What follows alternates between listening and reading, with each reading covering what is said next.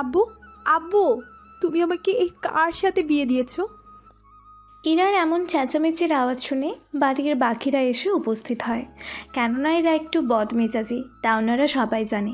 কিন্তু এরকম করে বিয়ের পরের দিন সকালবেলায় বাসর করে বের হয়ে এরকম কথা বলবে, তা ওনারা ভাবতে পারেনি।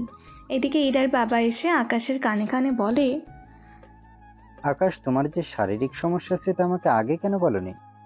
আঙ্কেল, ওইসব কিছু না। তাছাড়া আমাদের মাঝে তো কোনো কিছুই হয়নি। তাহলে ইরা এই সব কথা এখানে বলছে কেন? এদিকে এরা জামাই শ্বশুর তো কথা বলতে থাকে, এদিকে বাকিরা তো কিছুটা লজ্জা মাখা মুখ নিয়ে তাকিয়ে আছে। এদিকে ইরা এবার বুঝতে পেরেছে ওনারা কি ভাবছে। তোমরা যা ভাবছো আমি তা বলার জন্য আসিনি। আমি বলতে চেয়েছি অন্য কথা। কি কথা বলার জন্য এনেছো, তাও বাসর রাত করে এখন জানতে পারলে? ইরা, কি হয়েছে বলতো, কি জানতে পারলি? এরা কি হয়েছে বলবি তো? কি হয়নি সেটা বলো। তোমাদের জামাই নাকি এতিম, আর ওর $1 দেওয়ার নাকি ক্ষমতাই নেই।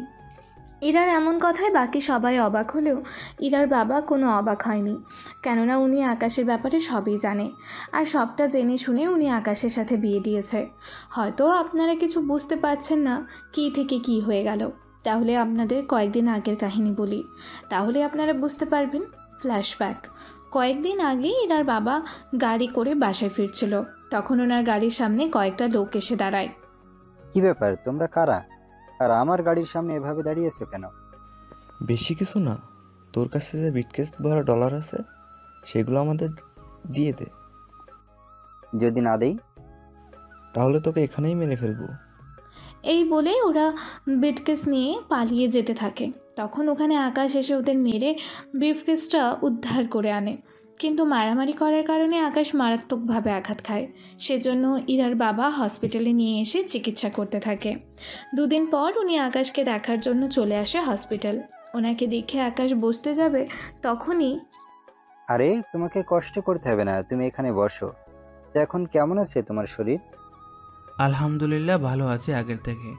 তা আপনি আমাকে দেখার জন্য এসেছেন, এতেই আমি খুশি। তা তোমার পরিবারে কেউ কেউ আছে? এরপর আকাশ ওর সম্পর্কে অনেক কথাই বলে ইরার বাবাকে। তবে কি কি কথা হয়েছে ওনাদের মাঝে তা আপনারা আরও পরে জানতে পারবেন, কেননা এই গল্পের মূল কাহিনী লুকিয়ে আছে আকাশ আর ইরার বাবার মাঝে, যে কথাগুলো হয়েছে তার মাঝে। উনি সবটা শোনার পরে, আচ্ছা, তোমার কাছে একটা প্রস্তাব রাখবো, তুমি কি তা মেনে নিবে? মেনে নেওয়ার মতো হলে অবশ্যই মেনে নেব। তা কি কথা বলুন। আমার একটা মেয়ে আছে, নাম ইরা চৌধুরী। আমি চাই তুমি ওকে বিয়ে করো। এই দেখো আমার মেয়ের ছবি। ছবিটা ভালো করে দেখতে থাকে। আসলে ইরা দেখতে এতটাই সুন্দর ছিল যে আকাশ চোখ ফেরাতে পারেনি। সেজন্য রাজি তো হয়, সাথে কিছু প্রশ্ন করতে থাকে। আচ্ছা, আপনার মেয়ে আমাকে কেন বিয়ে করতে যাবে? কারণ তোমাকে আমার পছন্দ হয়েছে। তাছাড়া আমার মেয়ের সম্পর্কে আগে আমি তোমাকে সবটা বলি, সবটা শুনে তারপর তুমি আমাকে বলো। জি বলুন। এরপর ইরার সম্পর্কে বলতে থাকে। আকাশ যতই শুনতেছে আবার ততই এক এক করে পানি খেতে থাকে। না আঙ্কেল, আমি তো কখনোই বিয়ে করব না। কেন বিয়ে করবে না? তোমার কি আমার মেয়েকে পছন্দ হয়নি? আপনার মেয়েকে তো পছন্দ হয়েছে, কিন্তু ওনার সম্পর্কে যা যা বলেছেন এইগুলো তো আমি কখনো পূরণ করতে পারবো না। তোমার যা কিছু লাগবে তুমি শুধু আমাকে বলবে, আমি তোমার সবটা এনে দেব। কিন্তু একটা অপরিচিত ছেলের কাছে আপনার মেয়েকে তুলে দিতে আপনার ভয় করবে না? আমার তো ভয় হচ্ছে তোমাকে নিয়ে, বিয়ের পর না জানি তোমার কি হাল করে। আঙ্কেল, কিছু কি ভাবছেন? না, ভাবছিলাম তোমাকে শুধু একটা মিথ্যে কথা বলতে হবে, তাহলে আর কোনো অসুবিধা নেই। নতুন করে আবার কি মিথ্যা বলবো? কানে কানে বলি। এরপর এই কথাগুলো বলে দেয়। এবার কি কথা বলেছে তা আপনারা সময় হলেই জানতে পারবেন। তবে এখন জানানো সম্ভব না, কেননা এখনই সব বলে দিলে পরে আর কিছুই যে থাকবে না বলার মতো। এদিকে অনেক কষ্টে উনি আকাশকে রাজি করায়। এরপর উনি নিজের বাসায় চলে আসে, এসে পরিবারের সাথে কথা বলতে থাকে। ওগো, শোনো গো, কি রার মা। কি হয়েছে, এভাবে চিৎকার করছো কেন? কানে কি কালা মনে করো নাকি আমাকে? চিৎকার কই করলাম? আমি তো তোমাদের সাথে কথা বলবো বলে এসেছি। আব্বা কি কথা বলার জন্য এরকম চেঁচাচ্ছেন? আমিও চলে এসেছি। এবার তাহলে বলো আপু। বলবো বলবো, সবই বলবো। আগে ইরাকে নিচে নিয়ে আসো, ওর সাথে আর তোমাদের সাথে আমার কথা আছে। আচ্ছা আব্বা, আমি নিয়ে আসছি ইরাকে। ততক্ষণ আপনি অপেক্ষা করেন।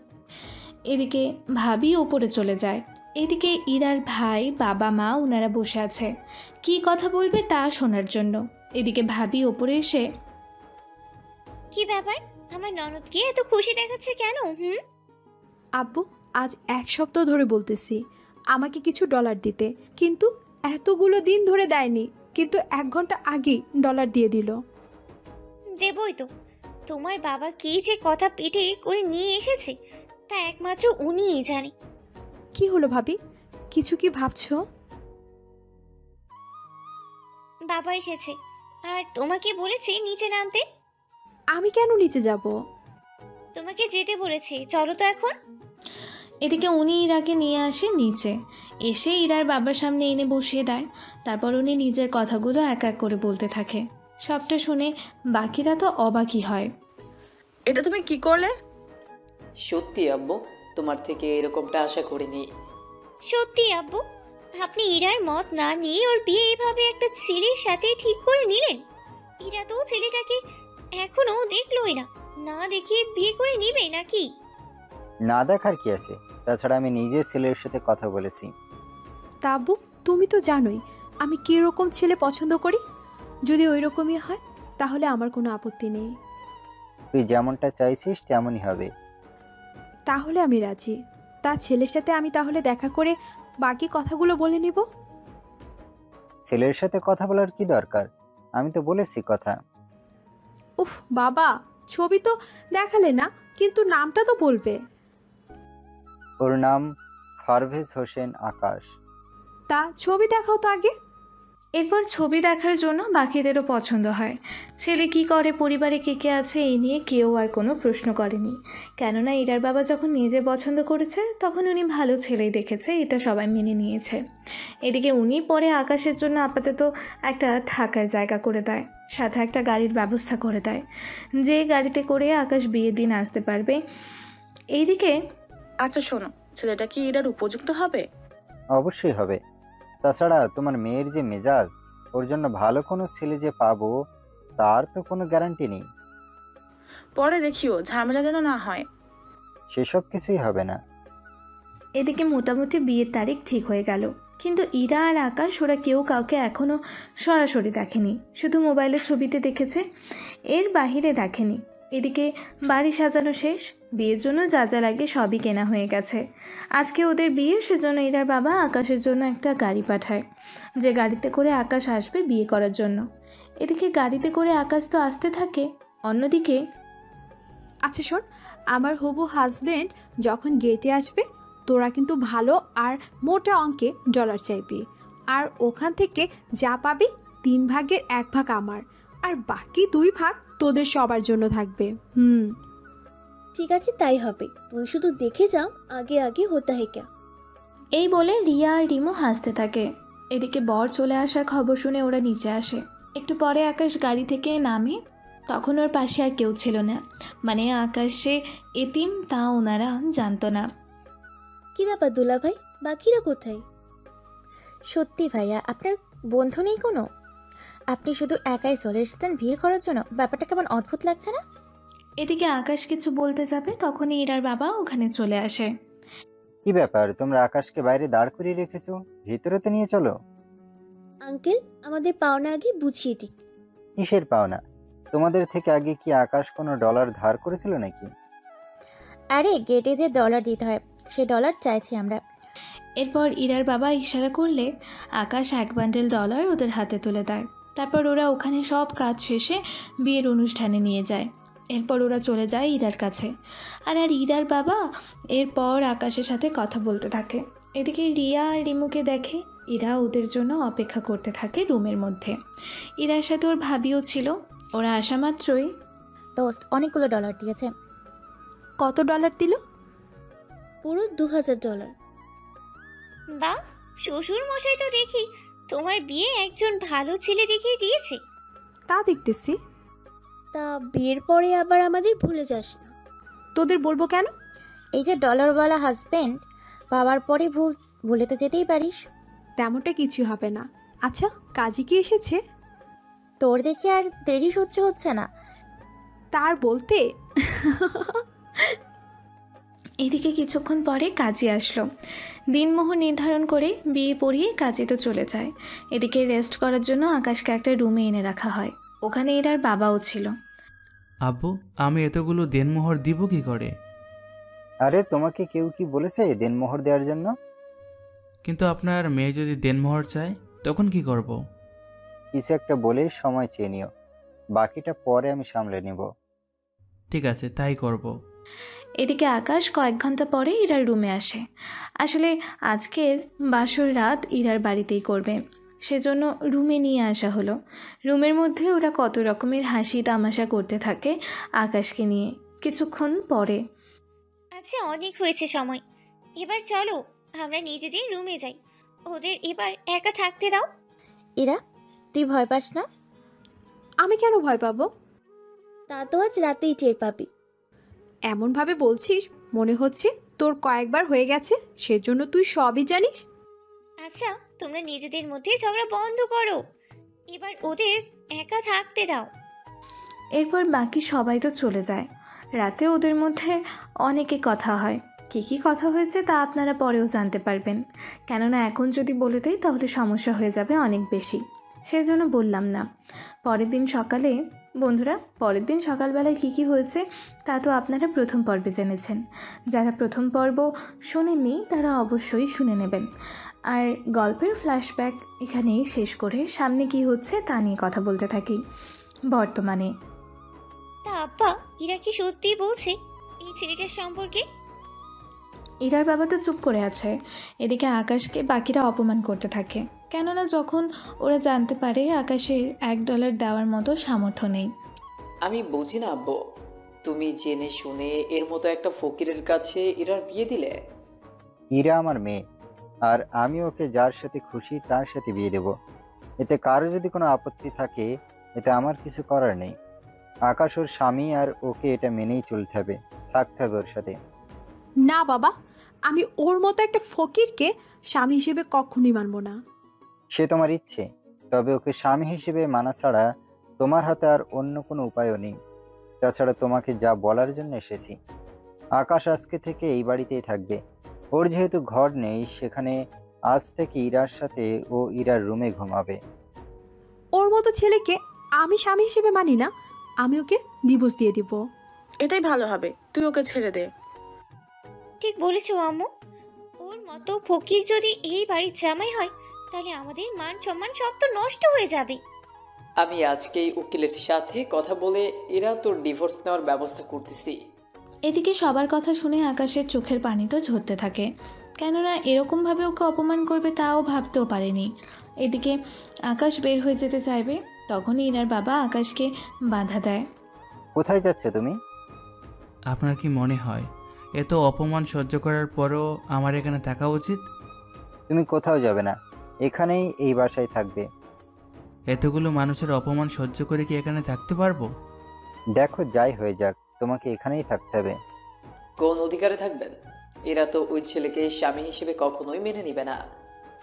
যদি ইরা ওকে স্বামী হিসেবে মেনে না নেয়, তাহলে আমি ইরাকে আমার সব সম্পত্তি থেকে বঞ্চিত করব, কয়েকটা শর্তের বিনিময়ে। এমন কথা শুনে বাড়ির সবাই চমকে ওঠে। তুমি আবার কি শর্ত দিবে? হ্যাঁ আব্বু, এখানে আবার কি শর্ত থাকবে? বাবা বলেন কি সেই শর্ত? শর্ত হলো, ইরাকে আমি ততদিন পর্যন্ত সম্পত্তি থেকে বঞ্চিত করব যতদিন পর্যন্ত ইরা আর আকাশের কোনো সন্তান না আসবে পৃথিবীতে, ততদিন পর্যন্ত। বাবা, আমি ঠিক বুঝতে পারিনি তুমি আসলে কি বলতে চাইছো, একটু বুঝিয়ে বলো তো। আমি একটা উইল করেছি, যেখানে আমি লিখেছি যতদিন পর্যন্ত তুই মা না হবি ততদিন পর্যন্ত আমার কোনো সম্পত্তির তুই কোনো ভাগ পাবি না। এর নতুন কি? ওকে ডিভোর্স দিয়ে আমার যাকে ভালো লাগে আমি তাকে বিয়ে করব। এরপর যখন আমাদের সন্তান হবে তখন তো ঠিকই ভাগ পাবো। সমস্যাটা তো ওখানেই। ওখানে আবার কি সমস্যা? তুই যে সন্তানের মা হবি আর ওই সন্তানের বাবা আকাশকে হতে হবে, তাহলেই তুই আমার সম্পত্তির ভাগ পাবি। এর বাইরে তুই ততদিন আমার ডলার ইউজ করতে পারিস, এতদিন যেভাবে ইউজ করেছিস সামনেও সেভাবে ইউজ করতে পারবি। এটা নিয়ে কোনো সমস্যা নেই, কিন্তু আমি যা বলেছি সেটাই হবে। ইরার বাবার এমন কথা বাকিরা তো অবাক হয়, সাথে আকাশ নিজেও অবাক হয়। কেননা এই রকম কথা কোনো বাবা যে তার মেয়েকে বলতে পারে তা আকাশের কেন আপনাদের মধ্যে অনেকেরই হয়তো তা জানা ছিল না। কিন্তু কি করবে, উনি যে চায় এরা ভালোভাবে দিন কাটাক, কিন্তু কেউ তো জানে না ওনার এই চাওয়ার মাঝেই যে ইরা সুপ্ত আছে। এইদিকে ইরা তো রেগে একদম একাকার। তুমি তাহলে তোমার সিদ্ধান্তে থাকবে, তাই তো? হ্যাঁ, আমি যা বলেছি তাই হবে। তাহলে তোমরাও আমার একটা কথা শুনে রাখো। কি কথা বলো? হ্যাঁ বলো, তোমার কি কথা? ভাইয়া, ওই ছোট লোকটাকে বল আমার কেবিনের টাকা এক্ষুনি দিয়ে দিতে। আমি এতগুলো ডলার এখন পাবো কি করে? সে যেখান থেকে পারিস নিয়ে আয়, তবে একটা কথা, কি কথা আবার তোর? ওই ছেলেকে নিজের উপার্জন করে দেখাতে হবে, কোনোভাবে কারো থেকে সাহায্য নিতে পারবে না। আর যেদিন ও সব ডলার পরিশোধ করতে পারবে সেদিন আমি ওকে স্বামী হিসেবে মেনে নেব, এর আগে নয়। কি বলো আকাশ? তাহলে কাল থেকে তুমি আমার অফিসে বসে যাও। আমি তোমাকে $15,000 দিব বেতন। তাহলে 4 থেকে 5 মাসেই তুমি ইরার দেনমোহর পরিশোধ করে দিতে পারবে। বাবা, আমি ওকে বলেছি সম্পূর্ণ নিজের যোগ্যতায় ওকে ডলার উপার্জন করার জন্য। তুমি যদি ওকে সাহায্য করো তাহলে তো হবে না। আর যতদিন ও ডলার নিতে না পারবে ততদিন আমি যা যা বলবো ওকে সে কথা শুনে চলতে হবে। এবার ইরার বাবা আটকে গেল। এদিকে উনি চুপ করে আছে, সেজন্য বাকিরা কিছুটা খুশি হয়ে ইরাকে নিয়ে কথা বলার জন্য চলে আসে রুমের মধ্যে। এদিকে ইরার বাবা আর আকাশ বসে আছে। তখন উনি প্রশ্ন করে বসে, আকাশ, এখন তাহলে উপায় কি? আমি তো তাই ভাবছি, কিভাবে এতগুলো ডলার জোগাড় করব। এদিকে ইরার মা, ভাই আর ভাবি ওনারা বসে আছে। এদিকে ইরা তো চোখের পানি ফেলতে থাকে। মা, আমি কি সত্যি তোমাদের মেয়ে? এটা আবার কেমন কথা? তুই তো আমাদেরই মেয়ে। তাহলে বাবা কি করে পারলো আমার সাথে এরকমটা করতে? কি করে ওর মতো একটা ফকির ছেলের সাথে আমার বিয়ে দিল? কি করবে এখন? আব্বা যে কি করে এরকম একটা ডিসিশন নিল আমি তো বুঝতেই পারছি না। আমি তো বুঝতে পারছি না, ছেলেটা তো অনেক ভালো দেখতে, কিন্তু বাবাকে কি করে পটিয়ে এরকমটা করলো বুঝতে পারছি না। যা হবার হয়েছে, এখন এই নিয়ে ভেবে আর কি করবি? একটা কাজ করলে কেমন হয়? কি কাজ ভাইয়া? ওই ছেলে যতদিন না পর্যন্ত তোকে কাবিনের ডলার না দিতে পারছে ততদিন পর্যন্ত তো ওই ছেলে তোর কথা শুনতে বাধ্য, তাই তো? হ্যাঁ, কিন্তু এতে কি হয়েছে? এখানেই তো অনেক কিছু। আমি না কিছুই বুঝতেছি না, একটু বুঝিয়ে বলো ভাইয়া। এরপর ইরার ভাই ওদের সবাইকে বলতে থাকে এক এক করে। ওনার কথা শুনে বাকিদের তো পছন্দ হয়ে যায়। সত্যি তুমি ভালো একটা আইডিয়া খুঁজে বের করলে। বিজনেস তো এমনি এমনি সামলাই না। বিজনেস তো আমি সামলাই তোমার সাথে, কিন্তু আমার মাথায় কেন যে আসছে না সেটাই তো আমি বুঝতেছি না। দেখো, তোমার মাথায় এখন কোনো কিছু না আসার কারণ হচ্ছে একে তোমার বিয়ে, তার উপর ওই ছেলের এরকম অবস্থা। সেই জন্যই তোমার মাথায় তেমন একটা কাজই করছে না। এরকমটাই হবে হয়তো। তাহলে আমি যা বলেছি সেই অনুযায়ী কাজ করতে থাক, তাহলে দেখবে ওই ছেলে নিচে থেকে ইরাকে ডিভোর্স দিয়ে চলে যাবে এখান থেকে। তখন আর আব্বুর কোনো শর্তই কাজে আসবে না। ঠিক আছে ভাইয়া, তোমরা যা বলছো সেটাই হবে। এদিকে এরা তো সবটা প্ল্যান করতে থাকে। এদিকে ইরা বাবার সাথে আকাশের কথা বলতে থাকে। সবটা শোনার পরে, তাহলে বুঝলে তো সবটা? জি, সবই বুঝেছি, কিন্তু এরা না জানে কি কি প্ল্যান করেছে। খারাপ কোনো চিন্তা ওদের মধ্যে না থাকলেই হয়। এদিকে রাতের বেলায় ইরা বের হতে যাবে, তখন ইরার বাবা ওকে আটকায়। দাঁড়াও, কোথায় যাচ্ছ তুমি, তাও এত রাতে? আব্বু, কোথায় এত রাত? সবেমাত্র রাত 9টা বাজে। তাছাড়া আমি তো এই সময় বাইরে যাই বেশিরভাগ সময়। যখন তুমি একা ছিলে, আর এখন তোমার স্বামী আছে, সেজন্য এখন যা খুশি করতে পারো না। তাহলে তুমিই বলে দাও আমি এখন কি করব? যেখানেই যাচ্ছ আকাশকে সঙ্গে করে নিয়ে যাও, ওকে কেন নিয়ে যাব আমি? কারণ ও তোর স্বামী, সেজন্য তুই যখন যাচ্ছিস তখন ওকেও নিয়ে যা। এদিকে কোনো উপায় না পেয়ে আকাশকে সাথে করে নিয়ে বের হয়। এরপর ওরা গাড়িতে বসে। আকাশ তো প্রশ্ন করে যাচ্ছে। আচ্ছা, আমরা কোথায় যাচ্ছি? এরা তো চুপচাপ কোনো কথা বলছে না। এদিকে সেজন্য আর কোনো কথা না বলে বসে থাকে আকাশ। কিছুক্ষণ পর গাড়ি একটা ক্লাবের সামনে এসে দাঁড়ায়। আরে, এই ক্লাবের সামনে এসে কেন দাঁড়ালো? ভিতরে গেলে তো। এই কি ভাবছিস? ভাবছি আমার তো ক্লাবে যাওয়ার কোনো অভ্যাস নেই, সেজন্য আমি বাইরে আছি। আপনি বরং ভিতরে গিয়ে মজা করতে থাকেন। ও যদি ভিতরে না যায় তাহলে তো ওকে কোনোভাবে অপমান করতে পারবো না। ওকে তো যে করেই হোক ভিতরে নিয়ে যেতেই হবে। কিছু কি ভাবছেন? ভাবছি তোকে ভিতরে না নিয়ে গেলে বাবা আবার কথা শোনাবে, সেজন্য তোকেই যেতে হবে। এইদিকে জোর করে ভেতরে তো নিয়ে যেতে থাকে। এদিকে আকাশ ভয় পাচ্ছে, ওকে কেউ চিনে ফেলবে না তো সে ভয়। আর অপরদিকে ইরা তো মনে মনে যা ঠিক করে রেখেছে তা যেন হয় সেটাই ভাবতে থাকে। ওরা ভেতরে আসে, তখন ওদের দেখা হয় আবিরের সাথে। আবিরের পরিচয় আপনাদের একটু পরে দেব। এদিকে আবির ইরাকে দেখে ওর কাছে আসে। কি ব্যাপার ইরা, তুমি এখানে আজকে এত লেট করে কেন? এমনিতে লেট হয়ে গিয়েছে। তা তোমাকে এত আপসেট কেন দেখাচ্ছি? কিছু কি হয়েছে? হওয়ার আর কিছু বাকি নেই। কি হয়েছে ইরার? ইরার তো বিয়ে হয়েছে, তাও অনেক বড়লোক ঘরের ছেলের সাথে। কি, ইরার বিয়ে হয়েছে আর আমি জানি না? জানবি কি করে? কোনো অনুষ্ঠান করে বিয়ে হয়নি, সেজন্য জানিস না? তা বিয়ে তো করেছিস, ভালো কথা। তোর হাজবেন্ডের সাথে পরিচয় করিয়ে তো দিবি। পরিচয় করানোর মতো কোনো পরিচয় ওর নেই। মানে ঠিক বুঝলাম না। দাঁড়া দেখাচ্ছি আমার হাজবেন্ডকে। এই বলে আকাশকে ইশারায় দেখাতে থাকে। বাকিরা তো দেখে অবাক হয়ে যায়, কেননা আকাশের শরীরে একটা ঢোলা শার্ট আর ঢোলা প্যান্ট। তুই কি মজা করছিস? মজা কেন করব? গতকাল দেখলাম একরকম, আজকে এরকম, কাহিনী কি? কিসের কিরকম কাহিনী আমি তো বুঝতেই পারছি না। বলতেছি তোদের, আগে চল ওখানে এসে বসি। চল তাহলে। এরপর ইরা ওদের সবটা বলতে থাকে। সবটা শোনার পরে ওরা এত বেশি অবাক হয় যা বলার বাহিরে। আঙ্কেল কি করে পারলো এমনটা করতে? সেটাই তো বুঝতেছি না। তোর কথা অনুযায়ী বোঝা যাচ্ছে আমার 1 মিনিটের খরচ তোর হাজবেন্ডের পুরো মাসের রোজগার করতে পারবে না। সেটাই। তাহলে তো ওকে একটু বাজিয়ে দেখতে হচ্ছে। এই বলে ওরা আকাশকে ওদের কাছে আসতে বলে আর আকাশকে নিয়ে মজা করতে থাকে, সাথে ইরাও। এতে যদিও আকাশের কোনো কিছু যায় আসে না, কেননা প্রথম থেকে জানে এরকম কিছু একটা হবে, সেজন্য চুপ করে বসে থাকে। এদিকে আচ্ছা, আমি বাসায় যাব। এটা ছাড়া আর কোনো উপায়ও নেই। সেটাই, সেজন্যই চলে যাচ্ছি। এদিকে আরও কিছুক্ষণ আড্ডা দিতে থাকে। তখন রিমু আর রিয়া ওখান থেকে একটু দূরে যায়। তখন ইরা আর আবির কথা বলতে থাকে। আচ্ছা, তোদের মধ্যে কি সবই হয়ে গেছে? সব হয়ে গেছে বলতে? সব হয়েছে বলতে বাসরাতে যা যা হয় ওইসব কিছু আর কি। তো ওর কি মাথা খারাপ ওগুলো করব ওর মতো ছেলের সাথে? না, তুই যেভাবে বললি মনে তো তাই হলো। আরে তেমন কিছু না।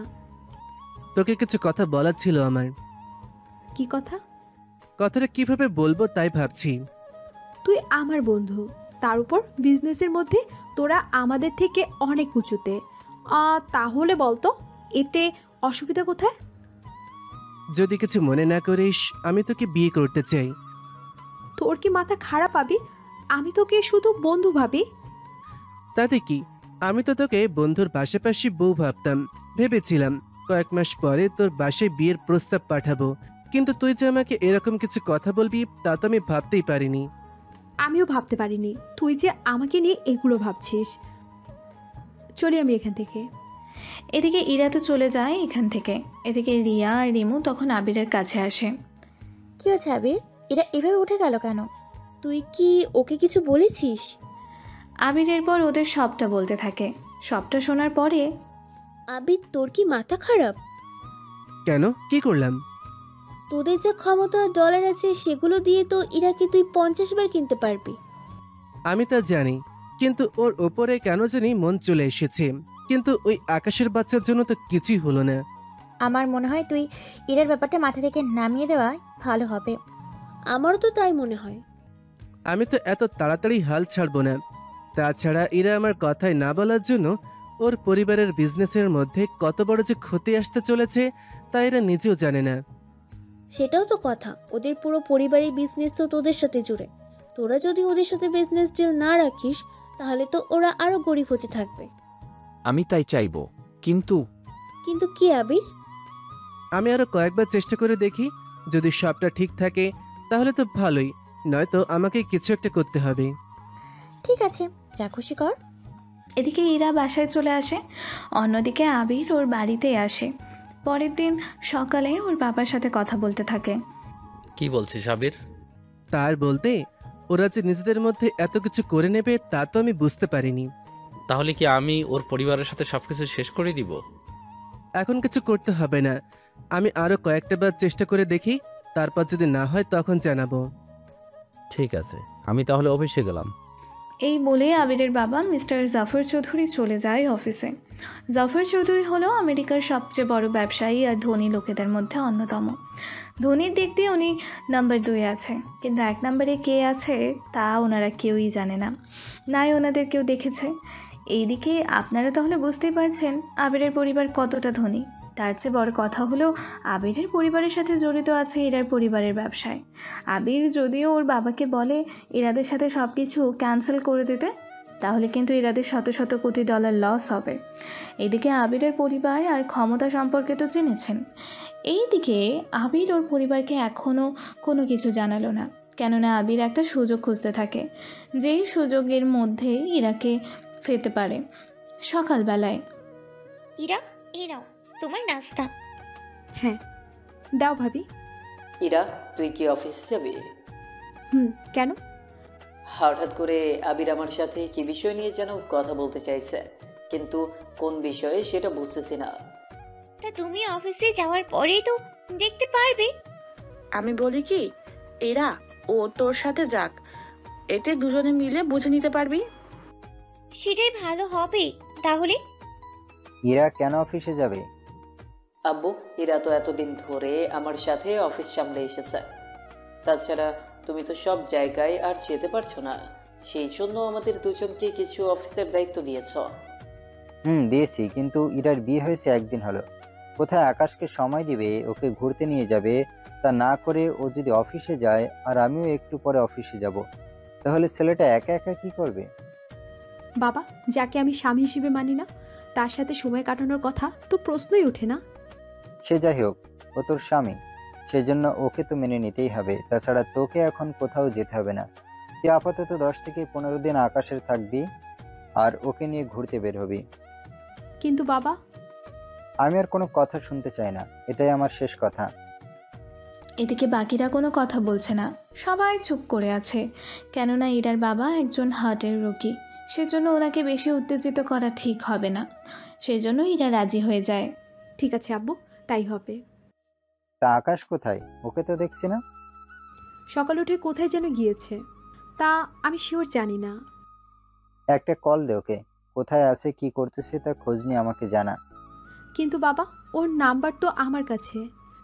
ও যখন বাসায় ফিরবে তখন নাম্বার নিয়ে রেখে দিবি, আর আমি অফিসে গেলাম, তোকে যা যা বলেছি তা তা করবি। ঠিক আছে, তাই হবে। এদিকে ইরার ভাই আর ইরার বাবা চলে যায় অফিসে। ওনারা যাওয়ার 1 ঘন্টা পরে আকাশ আসে বাসায়। ওকে দেখার পরে, কি ব্যাপার, কোথায় ছিলেন এতক্ষণ ধরে? একটু কাজে বাইরে গিয়েছিলাম। কাজ যদি শেষ হয়ে থাকে তাহলে নাস্তা করে বাড়িতে কিছু কাজ আছে ওইগুলো করে নাও। বাড়িতে তো কাজের লোক আছে, তাহলে আমি বাড়ির জামাই হয়ে এইসব কাজ করব? তোর তো মনে নাই, যদি থাকতো মা তোকে কাজ করতে বলতো না। সে যাই হোক, নাস্তা খেয়ে কাজগুলো করে নে, তাড়াতাড়ি কর। এদিকে ওনাদের এমন কথায় আকাশ বেশি কষ্ট পায়, কেননা ওনারা যে সব কাজ করতে বলেছে তা কখনো করেনি। সেজন্য নাস্তা করে সে কাজগুলো করার ট্রাই করতে থাকে। এদিকে বিকালের দিকে কাজ শেষ হয়, সেজন্য গোসল শেষ করে একটা শার্ট আর প্যান্ট পরে নেয়। কিন্তু আকাশে বেশি শার্ট প্যান্ট নেই বলে পুরনোগুলো পরেছে, তা এরা দেখে। এগুলো কি পড়েছিস? কেন, শার্ট প্যান্ট? তা তো আমি দেখতেই পাচ্ছি, কিন্তু এত পুরনো কেন? কি করব, আমার তো নতুন কিছু নেই যে পরবো। ইরা তখন কি যেন ভাবতে থাকলো। তারপর আকাশকে নিয়ে একটা শপিং মলে আসলো, সাথে রিয়া আর রিমুকেও আসতে বলল, কেননা আকাশকে শপিং করিয়ে দেবে আর ওরা দুজন সেই ফাঁকে অপমান করতে থাকবে।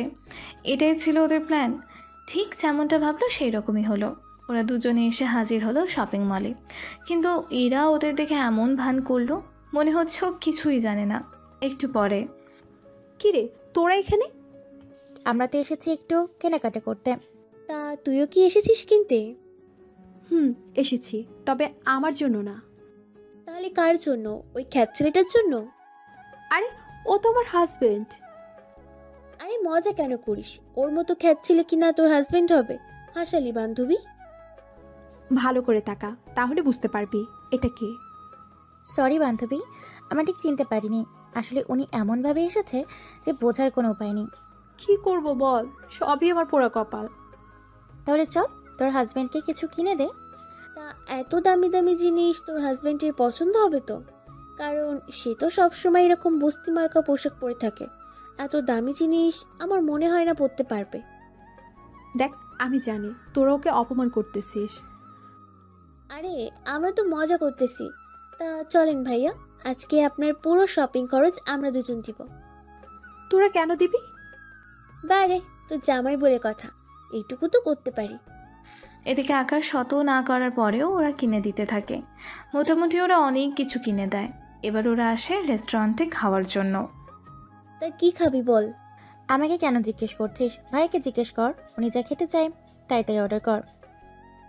আরে উনি তো এই খাবারগুলো কখনো চোখে দেখার তো দূরের কথা, কখনো নামও শোনেনি, সেই জন্য জিজ্ঞেস করা কি ঠিক হবে? দেখ, তোদের যা ইচ্ছে হয় অর্ডার কর। এদিকে চুপচাপ বসে আছে, কোনো কথা বলছে না। কেননা কোন কথার উত্তর দেওয়া আকাশ ঠিক মনে করছে না, সেজন্য বসে আছে আর কথাগুলো শুনতে থাকে। এদিকে ওয়েটার খাবার দিয়ে আসলে ওরা সবাই খেতে থাকে। খাওয়ার শেষ হওয়ার আগেই আকাশ ওয়াশরুমে যাওয়ার জন্য চলে যায়। তখন, কি রে ইরা, কেমন দিলাম? তোরা তো একদম ফাটিয়ে দিয়েছিস। দেখতে হবে না খার বান্ধবী আমরা, কিন্তু রেস্টুরেন্টের খরচ ওই ব্যাটাকে দিতে বলি। কি বলিস তোরা? কিন্তু ওর কাছে তো $1 হবে না, তাহলে বিল দিবি কি করে? দরকার পড়লে এখানকার প্লেট থেকে শুরু করে যাবতীয় যা কিছু আছে সবই ধুয়ে নিবে। এরকমটা করা ঠিক হবে না, পরে তো আমাদের অনেক কথা শোনাবে লোকজন। কিভাবে? ইরা এরপর বাকিটা ওদের বলতে থাকে। সবটা শোনার পরে, আসলে এটা তো ভেবে দেখিনি। সেজন্য আমি যা বলেছি সে অনুযায়ী কাজ করতে থাক, তাহলে ওর আরও কিছু শিক্ষা হবে। ঠিক আছে, তাই হবে। এদিকে একটু পরে আকাশ ফিরে আসে। তখন ওয়েটার আসে বিল নিয়ে। স্যার, এই নিন আপনাদের বিল। বিল কত হয়েছে? এই তো $200। ভাইয়া আপনি তাহলে বিলগুলো দিয়ে আসেন, আমরা বাইরে অপেক্ষা করছি। কিন্তু আমার কাছে তো বিল নেই। এই কথা শুনে কর্মচারী বলে, স্যার, আপনার কাছে যদি ডলার না থাকে তাহলে আপনাদের মধ্যে কাউকে না কাউকে তো বিল পরিশোধ করতে হবে। দেখলি তো এরা কাকে নিয়ে এসেছি খেতে? যার কিনা সামান্য খাওয়ানোর যোগ্যতা নেই, তাকে নিয়ে তুই সংসার করবি কি করে? এদিকে ওদের কথাগুলো একে একে আকাশের বুকে আঘাতের মতো করে লাগতে থাকে। ওরা বিল দিয়ে নেয়। তখন আকাশ ওখান থেকে বের হয়ে আসবে, তখন একটা লোকের সাথে ধাক্কা লাগে। তা দেখে কর্মচারী ওখানে আসে। তোর সাহস তো কম না, তুই স্যারের সাথে ধাক্কা লেগেছিস? আমি সত্যি দেখতে পাইনি। এদিকে রেস্টুরেন্টের ম্যানেজার যেই আকাশকে দেখে সাথে সাথে অবাক হয়ে সালাম দেয় আর ওই কর্মচারীকে 2টা থাপ্পড় দেয়। তোমার সাহস তো কম না, তুমি ওনার সাথে খারাপ ব্যবহার করেছো। স্যার, উনি তো আপনাকে ধাক্কা দিয়েছিল। তুমি কি জানো উনি কে? কে ওনার পরিচয়? এর আগে ম্যানেজার কিছু বলতে যাবে, তখনই আকাশ ওনাকে আটকে দেয়। এদিকে ইরা আর বাকিরাও চলে আসে ওখানে। কি ব্যাপার, কিছু কি হয়েছে? না ম্যাডাম, কিছু হয়নি। তুই এখানে দাঁড়িয়ে আছিস কেন? হ্যাঁ, যাচ্ছি এখনই। এদিকে এরা তো সবাই বাইরে চলে যায়। এদিকে কর্মচারী তখন প্রশ্ন করে বসে, স্যার, আপনি যেখানে ওই লোকটাকে মারবেন সেখানে উল্টো আমাকেই মারলেন। তোমার ভাগ্য ভালো, তোমাকে শুধু মেরেছি, চাকরি থেকে বের করে দিইনি। এটা তোমার ভাগ্য ভালো। কর্মচারী আর কোনো কথা বলেনি। এদিকে আবিরের সাথে ইরার ভাই আর বাবার কী নিয়ে কথা হয়েছে তা এখন অজানা থাকুক। পরে যখন সময় হবে তখন আপনাদের জানিয়ে দেওয়া হবে। 5 দিন পরে ইরার মামাতো বোন আসতেছে লন্ডন থেকে ইরাদের বাড়িতে। আসলে ইরার বাবা ওকে বলেছে আসার জন্য, সেজন্য। ইরা, কোথায় তুই? এই তো আমি অফিসে। আজকে তোর মামাতো বোন আসতেছে, সেজন্য তুই আর আকাশ মিলে ওকে এয়ারপোর্ট থেকে নিয়ে আয়। সত্যি বলেছ? এত বছর পর রূপা আসতেছে? তুই তাহলে বাসায় এসে আকাশকে নিয়ে বের হ। বাবা, ওকে কেন নিতে হবে? কেননা রূপা বলেছে তুই যেন আকাশকে নিয়ে বের হোস। এদিকে ইরা কোনো উপায় না দেখে বাড়িতে আসে। এসে দেখে আকাশ বাসার মেঝে পরিষ্কার করতেছে। তা দেখে ইরার একটুও খারাপ লাগেনি, কেননা ইরা আর বাকিরা মিলে পরামর্শ করেই এটা ডিসিশন নিল। বাসায় এসেই, ওই ফকিরনি, তাড়াতাড়ি করে রেডি হয়ে নে, আমরা বের হব। কোথায় যাব আমরা? জাহান্নামে যাব। যাবি তুই? ওখানে যাওয়ার কোনো ইচ্ছা নেই। তাহলে কি ওখানে আমার যাওয়ার ইচ্ছা আছে? আপনার যেভাবে আচরণ আর চলাফেরা, জাহান্নামে যে যাবেন তা তো একদম ক্লিয়ার। আর একটা কথা বললে তোকে এখানে সে জাগিয়ে তাড়াতাড়ি করে রেডি হয়ে আয়। এদিকে আকাশ রেডি হয়ে নিচে নামে, কিন্তু ভালো কোনো পোশাক পরেনি। সেজন্য ইরা দেখা মাত্রই, ভালো কোনো পোশাক কি ছিল না? সামনে যেটা পেয়েছি ওটাই আমি পরে নিয়েছি। ঠিক আছে চল, মান সম্মান তো সব ডুবিয়ে ছাড়বি। তা যখন আমাকে দিয়ে বাড়িতে চাকরের মতো কাজ করান, তখন কি মান সম্মান থাকে? তুই তো বেশি কথা বলতে শিখে গেছিস। সবটা তো আপনি নিজেই বললেন। আর একটাও কথা না, চুপচাপ চ আমার সাথে। এইদিকে ইরাকে এভাবে রাখতে দেখে ভাবে জিজ্ঞেস করে, ওর আবার সম্মান? 3 বেলা যে খেতে দিচ্ছে ওকে, এটাই তো অনেক বেশি ওর জন্য। আচ্ছা ইরা, তুই কি কোথাও বের হচ্ছিস? হ্যাঁ আম্মু, আমি একটু এয়ারপোর্টে যাচ্ছি। হঠাৎ এয়ারপোর্টে কেন? যখন আসবো তখন দেখে নিও। এদিকে আকাশকে নিয়ে এয়ারপোর্টে আসে। এয়ারপোর্টে এসে ওরা অপেক্ষা করতে থাকে। কিছুক্ষণে রূপা এসে হাজির। কেমন আছিস তুই? আমি তো অনেক ভালো আছি। তা তুই তো আমাকে ভুলেই গেছিস। আর বলিস না, পড়াশোনার যে চাপ। হয়েছে হয়েছে, তোর এই ঢপ আমাকে শোনাতে হবে না, চল তাহলে। ওরা একটু সামনে আসতেই আকাশ গাড়ির সামনে দাঁড়িয়েছিল। রূপা আকাশকে দেখে, কি ড্রাইভার রেখেছিস তুই? আমাকে দেখে সালাম তো দূরের কথা, লাগেজগুলো পর্যন্ত ভেতরে নেওয়ার প্রয়োজন মনে করলো না। আসলে ও তো ড্রাইভার না। তাহলে কে? ওই যে আব্বু যার কথা তোকে বলেছে, এইটাই সেই আপদ। কি আঙ্কেল শেষমেশ কিনা তোর সাথে এমন একটা ছেলের বিয়ে দিল? সবই আমার কপাল। তা তুই আঙ্কেলকে কিছু বলিসনি? আমি তো ভাবতেছিলাম তোর বিয়ে কোনো ধনী পরিবারের ছেলের সাথে হয়েছে, কিন্তু এখানে তো দেখতেছি তোর খুবই করুণ অবস্থা। সব কথা কি এখানেই বলবি নাকি গাড়িতে উঠবি? তা তো যাবই। তোর এই হাজব্যান্ডকে বল আমার লাগেজগুলো ভেতরে নিয়ে রাখার জন্য। কি ব্যাপার? রূপা কি বলতেছে শুনতে কি পাওনি? হ্যাঁ, এক্ষুনি উঠাচ্ছি। লাগেজগুলো গাড়িতে তুলে রাখে। এরপর ওরা চলে আসে বাসায়। গাড়িতে ইরা রূপাকে সব কথা বলতে থাকে এক এক করে। এদিকে চুপচাপ করে সব কথা শুধু শুনেই যাচ্ছে, কোনো কিছুই বলছে না। বাড়িতে আসার পর রূপাকে দেখে ওনারা অনেক বেশি খুশি হয়। ইরা রূপাকে নিয়ে একটা রুমে চলে গেল। তুই এখানে থাক আজকে থেকে। আমি তো ভেবেছিলাম তোর সাথে ঘুমাবো। আমার সাথে তো ওই ফকিরনি ঘুমায়, কিন্তু তাও আলাদাভাবে। আমি তো ভেবেছিলাম একসাথে ঘুমাস। তোর কি মাথা খারাপ? আমি ওর সাথে একই বিছানায় ঘুমাবো? আচ্ছা, ছেলেটা তো দেখতে ভালো। এতই যখন ভালো তাহলে তুই পটিয়ে বিয়ে করে নে। আমার পক্ষে সম্ভব না। শোন, তুই এখানে যতদিন থাকবি ওকে শুধু অপমানের উপরে রাখবি। কেন কেন? তোকে যা বলেছি তুই শুধু সেই অনুযায়ী কাজ করতে হবে। শুধু বাবার সামনে ওই ছেলেকে কোনো কিছুই বলবি না। ঠিক আছে, তাই হবে। আঙ্কেলের সামনে কোনো কিছুই বলবো না, ওকে? এদিকে রাতের বেলায় ইরার বাবা আর ভাই আসে। এরপর ওরা সবাই একসাথে খেতে বসেছে। তখন ওরা বাকি কথা বলতে থাকে। রূপা, তোমাকে কিন্তু অনেকদিন থাকতে হবে এখানে। আঙ্কেল, আমি এবার 10 দিন থাকবো এখানে। তাহলে ইরা, তুই এই 10 দিন রূপাকে সময় দে, আর সাথে আকাশকেও রাখবি তোদের সাথে। আর রূপা যখন আবার ফিরে যাবে তখন তুই আর আকাশ রূপার সাথে তোর মামার বাড়িতে যাবি বেড়াতে। কিন্তু বাবা, ওকে কেন নিয়ে যেতে হবে?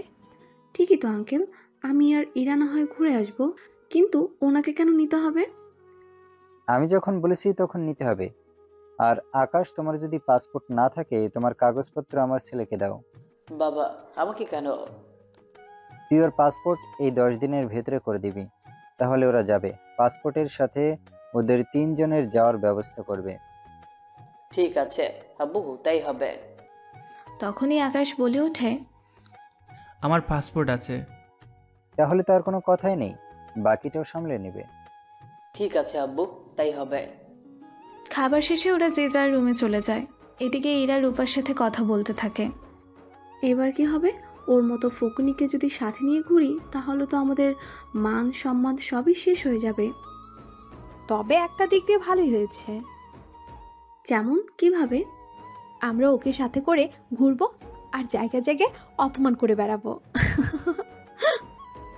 এতে তো মাঝে মাঝে আমাদেরও অপমান হতে হবে। তেমন কিছুই হবে না। আমাকে বিয়ে করার স্বাদ ওর এই জন্মের মতো মিটাবো, সাথে পরের জন্ম মনে রাখবে। আচ্ছা, কালকে তাহলে যাবি কোথায়? আশেপাশে পার্কে যাব, আর এরপর খাওয়া হবে। ওকে নিয়ে ঘুরতেও তো খারাপ লাগবে। কিন্তু করার নেই, যতটা ঘুরবো আবার ঠিক ততটা অপমানও করতে পারবো। তার বলতে। এদিকে পরের দিন সকালে বের হওয়ার সময় আকাশকে নিয়ে তো বের হয়। কিছুক্ষণ পরে, তোকে ভালো ভালো পোশাক কিনে দিলাম, সেগুলো কি পরা যায় না? এত দামি পোশাক আমি পরতে পারি না। তা পরবি কেন? কখনো তো চোখেও দেখিসনি মনে হয় ওরকম পোশাক। সে যাক গিয়ে, চল তাহলে। এরপর ওরা বের হয়ে একটা পার্কে ঘোরার জন্য আসে। তখন ওখানে কোথা থেকে যে আবির চলে আসে তা এরা বা বাকিরা কেউ জানতো না। আসলে আবির এই পার্কে এসেছে অনেক আগেই, কিন্তু ওরা তা জানতো না। আবির এটাকে দেখে ওর কাছে আসে। কি ব্যাপার, তুমি এখানে আর সাথে কেউ নেই? ও আমার মামাতো বোন রূপা। আর রূপা, পরিচয় হ, ও আমার বন্ধু আবির চৌধুরী। আমাদের দেশের ধনী লোকদের কাতারে 2 নম্বরে আছে, আর ওর বাবার সাথে ব্যবসা সামলাচ্ছে। এই কথা শুনে রূপা তো অবাক হয়, কেননা এই বয়সে এত কিছু করে ফেলেছে সেই জন্য। আরে, এটা বলার কি প্রয়োজন? তাছাড়া এই খ্যাতকেও তো দেখে নিয়ে এসেছো। কি করব, বাবা বলেছে সেজন্য নিয়ে আসতে হলো। আজকে যখন আমার সাথে দেখা হলো তখন আমি পুরো দিন তোমাদের সাথে ঘুরবো।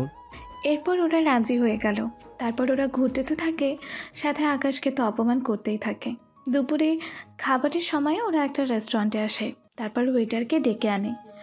তোমাদের এখানে সবচেয়ে দামে যে কেবিনটা আছে ওইটা আমার লাগবে। সরি স্যার, সব কেবিন বুকিং করা। তুমি জানো না আমি কে? আমি যদি চাই 1 ঘন্টার ভেতরে তোমার রেস্টুরেন্ট কিনে ফেলতে পারি। আশ্চর্য, কেবিন খালি না থাকলে আমি কি করব? তোদের ম্যানেজারকে ডেকে নিয়ে আয়। দেখুন স্যার, উনি এখন ব্যস্ত আছে, আর আপনাদের যদি বসতে হয় ওখানেই বসতে হবে। কর্মচারীর কথা শুনে আবিরের তো মাথা গরম হয়ে যায়, সেজন্য ওই লোকটার কলার চেপে ধরে। তোর সাহস তো কম না, তুই আমাকে মানা করিস? এদিকে ম্যানেজার সবটা দেখতে থাকে। তখনই উনি কেবিন থেকে বের হয়ে ওখানে আসে। ছেড়ে দিন ওকে। আপনি কে? আমি এই রেস্টুরেন্টের ম্যানেজার। আর আপনি এভাবে একজন ওয়েটার এইভাবে কলর চেপে ধরতে পারেন না। আমি কি পারি বা না পারি তা তোদের বলতে আসবো না। কি হয়েছে বলো তো আমাকে। এদিকে কর্মচারী সবটা বলতে থাকে। সবটা শোনার পরে, আপনারা আমার রেস্টুরেন্টে থেকে বের হয়ে যান। ওই ম্যানেজার, তোর সাহস তো কম না, তুই আমাকে বের হয়ে যেতে বলছিস?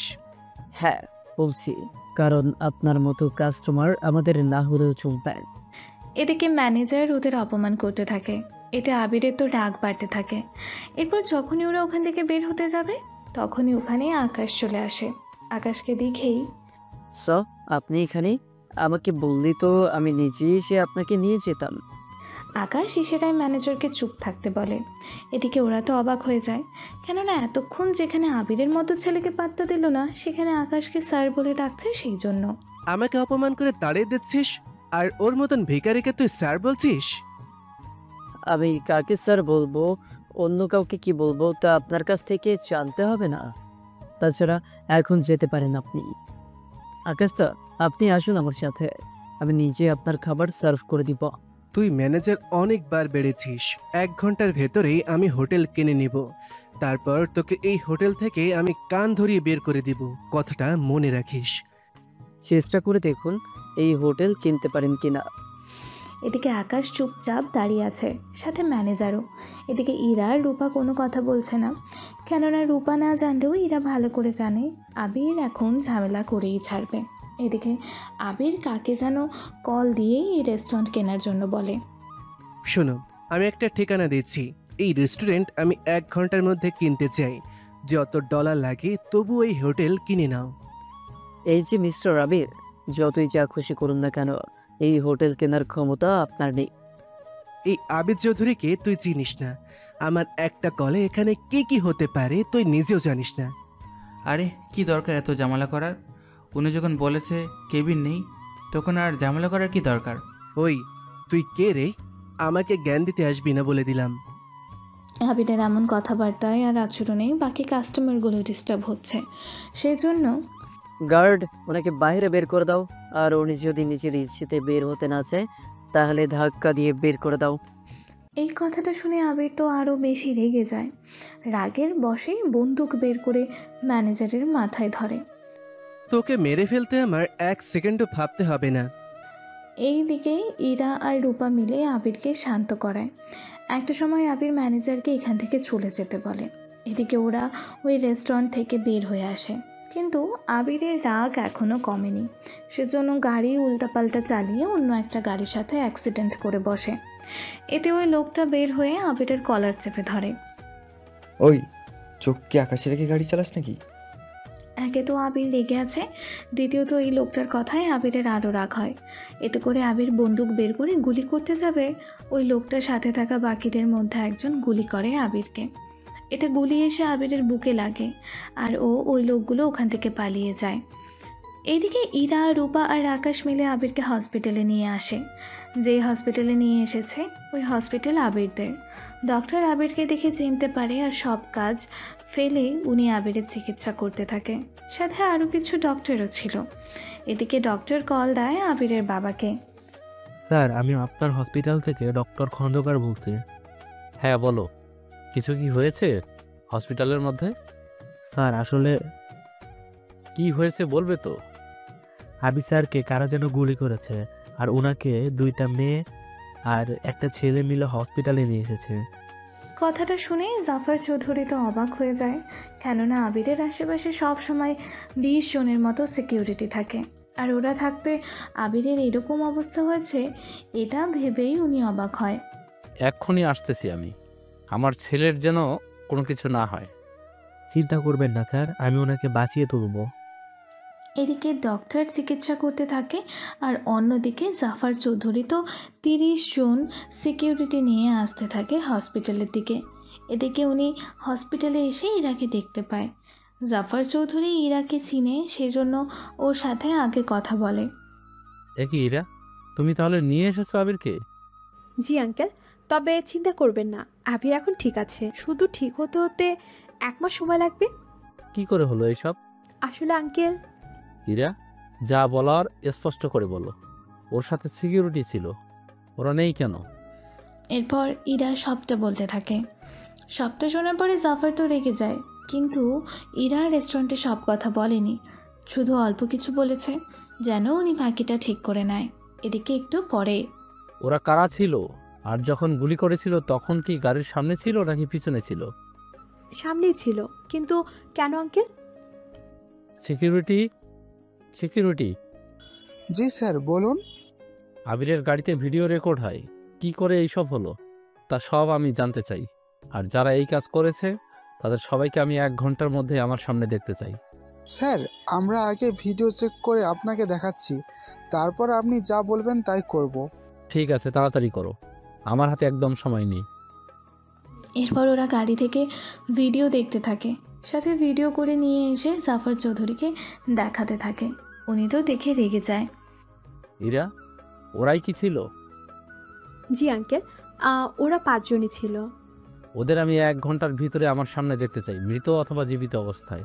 চিন্তা করবেন না, 1 ঘন্টার আগেই নিয়ে আসবো। এদিকে আকাশ তো বসে আছে। জাফর চৌধুরী আকাশকে দেখেও চিনতে পারেনি। উনি তো আবিরকে দেখার জন্য আউসিউতে চলে যায়। এদিকে ইরা আকাশের সামনে দাঁড়ায়। শান্তি হয়েছে তো এখন? আমি কি করলাম? তুই কিচ্ছু করিসনি বলে এখনো বেঁচে আছিস, নয়তো জাফর আঙ্কেল তোকে ওইখানে মেরে ফেলতো আর তোকে বাঁচানো কারোর সাধ্যই থাকতো না। তা এরা উনিকে? উনি হচ্ছে আমাদের জাফর চৌধুরী, আমাদের দেশের ধনির দিক দিয়ে 2 নম্বরে আছে। আর আর কি এরা? উনি এতটা রাগী যা বলার বাহিরে। উনি যদি জানতে পারে আবিরের সাথে এই রেস্টুরেন্ট ম্যানেজার ঝামেলা করেছে, তাহলে তো ওই রেস্টুরেন্ট তো উনি কিনে নেবে, সাথে ম্যানেজারের যে কি হাল হবে তাই আমি ভাবছি। কি বলিস, এতটা ডেঞ্জারাস উনি? তার বলতে। আর ওই ফকিরনি আবির সাথে ঝামেলা করতে থাকে।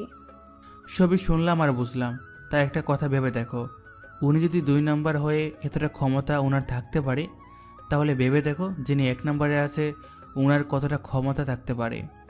ওনাদের ক্ষমতা ওনাদের কাছে, আমি তো চিনতে আছি রেস্টুরেন্টের ব্যাপারে যেন না জানতে পারে। এদিকে জাফরের সিকিউরিটিগুলো 1 ঘন্টা শেষ হওয়ার আগেই ওই লোকগুলোকে ধরে নিয়ে আসে। স্যার, ওদের ধরে নিয়ে আসছি। ওদের মুখটা আমাকে দেখাও। এরপর মুখ তো দেখানো হলো। ইরাকে জিজ্ঞেস করে এরা ওই লোকগুলো ছিল কিনা। এরপর ইরা যখন হ্যাঁ বলে, তখন হসপিটালে সবার সামনে ওদের গুলি করে মেরে ফেলে, যা ইরা, রূপা আর আকাশ দেখতে পায়। ইরা আর রূপা তো ভয় পায়, কিন্তু আকাশ মোটেও ভয় পায়নি, কেননা এর চেয়ে বেশি কিছু আকাশ নিজেই করত। তবে সেসব বিষয়ে জানতে হলে আপনাদের গল্পের সাথে থাকতে হবে। ওদের মারা শেষে আমার ছেলের ক্ষতি করার চেষ্টা যে করবে তাকে আমি এভাবেই মেরে ফেলবো। এদিকে ওরা ওখান থেকে চলে আসে বাড়িতে। এসে ওরা নিজেদের মতো করে ফ্রেশ হয়ে নেয়। এদিকে আকাশ ফ্রেশ হতে যায়, তখন আকাশের নাম্বারে একটা কল আসে। কল রিসিভ করতেই ফোনের অপর পাশ থেকে কিছু একটা বলতে থাকে, তবে সেটা অন্য ভাষায়, যা এরা মোটেও বুঝতে পারেনি ওই লোকটা কি বলছিল। ফ্রেশ হয়ে আসার পরে কেউ একজন কল দিয়েছিল, কি বলল আমি তো ওদের কথায় কোনো কিছুই বুঝতে পারিনি। আপনার বুঝে কাজ কি? আচ্ছা যাই হোক, ঘুমাতে হবে। আকাশ যখনই ঘুমাতে যাবে তখন ইরার ভাবি এসে হাজির হয়। ওনাকে দেখার পরেই, কি ব্যাপার ভাবি, আপনি এখানে কেন? এত তাড়াতাড়ি ঘুমালে কি হবে? এখন তো তেমন কোনো কাজ নেই। কে বলেছে কাজ নেই? প্লেট থেকে শুরু করে যেগুলো ময়লা হয়ে আছে সেগুলো এখন ধুয়ে রাখো। এইগুলো তো সকালেও করতে পারবো। সকালে তো বলা যায় না তুমি কোন জায়গা থেকে কোন দিকে চলে যাও, তখন তো সেসব আবার আমাকেই ধুতে হবে। তাই বলে এখন আমি এই কাজ করব? করবে। তাছাড়া এরা একদিন পরে তো আমার আর তোমার ভাইয়ের বিবাহ বার্ষিকী, তা এই বছর কি দিবে আমাদের? চিন্তা করো না ভাবি, আমি তোমাকে একটা ডায়মন্ডের নেকলেস দিব। তুমি না হয় ডায়মন্ড দেবে, তা তোমার জামাই কি দেবে? ও দিবে গিফট। যার নিজের $1 রোজগার করার ক্ষমতা নেই সে কিনা দিবে তোমাকে? সত্যি ভাবি, হাসালে তুমি। চিন্তা করবেন না ভাবি, আমি আপনার গিফট মন মতো নিয়ে আসব। এবার কিন্তু পার্টি দিব না, যা হবে আমাদের নিজেদের মধ্যে অনুষ্ঠান হবে। ভাবি, এটা হয় নাকি আবার? হয়, তোমার ভাইয়া ও তাই চাই। এইদিকে রাতটা পার হয়ে সকালে ইরা রূপাকে সাথে করে বের হয়ে চলে আসে নেকলেস কেনার জন্য। এদিকে আকাশ কোথায় আছে তা বাসার কেউ জানে না। রাতের বেলায় সবাই গিফট দিতে থাকে ইরার ভাই আর ভাবিকে। তখনই, কি ব্যাপার, আকাশকে দেখছি না? ইরা, আকাশ কোথায়? আমি কি করে বলবো? তুই জানিস না মানে? আকাশ কি আজকে তোর সাথে ছিল না? কই না তো, আমি তো গিফট কিনতে গেলাম, এসে তো আর দেখলাম না। হয়তো লজ্জা পাবে বলেই আসেনি। লজ্জা মানে কিসের লজ্জা? এই যে সবাই গিফট দিচ্ছে, তা উনি দিতে পারবে না বলে লজ্জা ফিরে আসেনি। ভাবি কিন্তু ঠিকই বলেছে। ইরার মা, তুমিও কি জানো না? আমাকে তো কোনো কিছুই বলেনি। এদিকে উনি আর কিছু বলতে যাবে তখনই আকাশ চলে আসে হাতে একটা পার্সেল নিয়ে। তা দেখে বাকিরা তো অবাক হয়। কোথায় গিয়েছিলে তুমি? আমি তো গিফট জোগাড় করার জন্য গিয়েছিলাম। তোমাকে কে বলেছে এগুলো আনতে? গতকাল রাতে বাবি আর ইরা নিজেই তো বলল। কথাটা শুনে বাকিরা চুপ হয়ে যায়। তখনই রূপা, আঙ্কেল যা হওয়ার হয়েছে, তা এখন উনি কি এসেছে তা আমরা দেখি। হ্যাঁ, সেটাই আগে করি। এরপর ওনারা প্যাকেট খুলে দেখতে থাকে। প্যাকেটের ভেতর দেখে তো অবাক হয়ে যায়, কেননা এখানে একজোড়া কানের দুল আছে। এগুলো আমার কেমন পরিচিত মনে হচ্ছে। পরিচিত কেন হবে? মনে পড়েছে, এই কানের দুল আমি যেখানে নেকলেস কিনেছিলাম ওখানে দিয়েছিলাম। এই নেকলেসের থেকে কানের দুল দুটার দাম অনেক বেশি ছিল, কিন্তু ও কিভাবে সেটা আনলো? তোমার নিশ্চয়ই ভুল হচ্ছে এরা। কোনো ভুল হচ্ছে না, রূপা তো নিজেও এটা দেখেছে। হ্যাঁ ভাবি, আমি নিজেও এটা দেখতেছি। আচ্ছা, ওইটা চুরি করে নিত? চুরি করা তো কখনো সম্ভব না, কেননা ওখান থেকে এগুলো চুরি করে আনা একদম সম্ভব না। আপনারা তখন থেকে কি শুরু করলেন? এটা তো নকল, আর আপনারা আসল ভেবে কত কী ভেবে রেখেছেন। আমরা তো ভুলেই গিয়েছিলাম, যার $1 রোজগার করার ক্ষমতাই নেই সে কিনা কোটি ডলার কানের দুল দেবে। থাক, এত কষ্ট করে যখন এনেছে তখন এটাকে রেখেই দিই। এদিকে অনেক রং তামাশার মধ্যে দিয়ে অনুষ্ঠান মোটামুটি শেষ হলো। রাতের বেলায় ইরার ভাবি কানের দুলটা টেবিলে রেখে দেয় আর লাইট অফ করে, এরপর ঘুমিয়ে যায়। অন্ধকারে কানের দুল থেকে আলো বের হতে থাকে। মাঝরাতে ইরার ভাবির ঘুম ভেঙে যায় আর উনি কানের দুলটায় এভাবে আলো জ্বালাতে দেখে অবাক হয়। সেজন্য উনি ওনার হাজবেন্ডকে জাগিয়ে তোলে। এই উঠো, এই উঠো তাড়াতাড়ি করে। কি হয়েছে, এত তাড়াতাড়ি করে জাগাচ্ছ কেন? তুমি উঠবে নাকি আমি পানি ঢালবো? কি হয়েছে বলো। সামনে তাকাও। ইরার ভাইও সামনে তাকিয়ে অবাক হয়ে যায় এরকম আলো দেখে। তাহলে এরা যা বলেছে সেটাই কি সত্যি? সকালে আমরা এটা নিয়ে যাব ওই দোকানে, আর এটার ব্যাপারে কথা বলবো। আচ্ছা, তাই হবে। পরের দিন সকালে ইরার ভাই আর ভাবি তৈরি হয়ে বেরিয়ে পড়ে ওই দোকানের উদ্দেশ্যে। ওনাদের একজন কর্মচারীকে কানের দুলটা দেখায়। আচ্ছা দেখেন তো, এই কানের দুলটা আসল নাকি নকল, একটু পরীক্ষা করে জানাবেন। যদি এই কানের দুলটা রাতের আধারে আলো চড়ায় তাহলে এটা আসল, আর যদি আলো না দেয় তাহলে এটা নকল। আর এটা আপনারা কোথায় পেলেন? কোথায় পেয়েছি মানে হলো, এই কানের দুলটা আমাদের এখানের সবচেয়ে বড় কাস্টমার যিনি ছিল উনি এটা কিনেছে, কিন্তু এটা আপনাদের কাছে কি করে এলো? আপনারা এটা চুরি করেননি তো? আপনি জানেন কার সামনে দাঁড়িয়ে কি বলছেন? যার সামনেই হোক, এটা শুধুমাত্র 2 পিস এসেছে, আর ওটা গতকাল বিক্রি হয়েছে, আর আপনারা ওটা নিয়ে এসেছেন। তাহলে তো বোঝাই যায় আপনারা এটা চুরি করে এনেছেন। আপনার সাহস কি করে হয় আমাদের চোর বলার? যদি চোর নাই হন তাহলে এটা আপনাদের কাছে কি করে এলো? এটা তো আমাদের উপহার হিসেবে দিয়েছে। যিনি এটা আপনাদের উপহার দিয়েছে হয়তো উনি এটা চুরি করেছে। একটা কাজ করেন, ওনাকে কল দিয়ে এখানে আসতে বলুন। ঠিক আছে, বলতেছি। ততক্ষণে আমিও আমার স্যারকে এখানে আসার জন্য বলতেছি। এদিকে ভাবি ইরাকে কল দিয়ে আকাশকে নিয়ে এখানে আসতে বলে। ইরা তো আকাশকে নিয়ে চলে আসতে থাকে। এদিকে কর্মচারী ততক্ষণে ম্যানেজার এখানে আসার জন্য বলে। এদিকে ওরা আসা মাত্রই, আকাশ তুমি এটা কোথায় থেকে চুরি করলে? আমি কখন কি চুরি করলাম? তুমি এই কানের দুলটা কোথায় থেকে চুরি করে আনলে? আমি এটা নিজের ডলারে কিনেছি, আমি কেন চুরি করতে যাব? চুরি যদি না করে থাকিস তাহলে আমার ভাবি আর ভাইয়াকে ওনারা চোর কেন বলবে? তা আমি কি করে জানি? আমি তো এটা কিনেছি, চুরি তো করিনি। তোর মতো ফকিন্নি এটা কিনবে? সত্যি করে বল, কোথা থেকে কিনেছিস? আমি চুরি করিনি। এদিকে কর্মচারী ওদের কাণ্ড দেখে বলে, আপনারা কেউ যেতে পারবেন না যতক্ষণ পর্যন্ত ম্যানেজার না আসবে।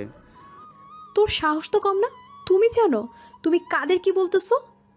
সে আপনারা যেই হন না কেন, যা বলার ম্যানেজারকে বলবেন। এদিকে বাকিরা তো অপমান হতে থাকে আকাশের এই কর্মকাণ্ডের জন্য। সেজন্য সবাই ওকে কথা শোনাতে থাকে, কিন্তু আকাশ কোনোভাবেই বুঝতে পারছে না ও এটা চুরি করেনি। এদিকে ম্যানেজার তো চলে আসে। কি ব্যাপার, এখানে এত ভিড় কেন? ওনারা এই কানের দুলটা চুরি করেছে, আর যিনি চুরি করেছে উনিও এখানে আছে। আগে আমি কানের দুলটা দেখি। কর্মচারীর থেকে কানের দুলটা নিয়ে দেখতে থাকে। দেখে উনি নিজেও অবাক হয়ে যায়। এটা আপনারা কোথায় পেলেন? এটা তো আমার ননদের হাজবেন্ড আমাকে উপহার দিয়েছে বিবাহ বার্ষিকীতে। কই, উনি কি এসেছে? ওই তো বসে আছে। ম্যানেজার আকাশের সামনে এসে চমকে ওঠে, কেননা আকাশকে দেখে উনি চিনে ফেলতে পারলো। স্যার, আপনি এখানে? আমাকে বলতেন, আমি নিজে আপনার বাসায় চলে আসতাম।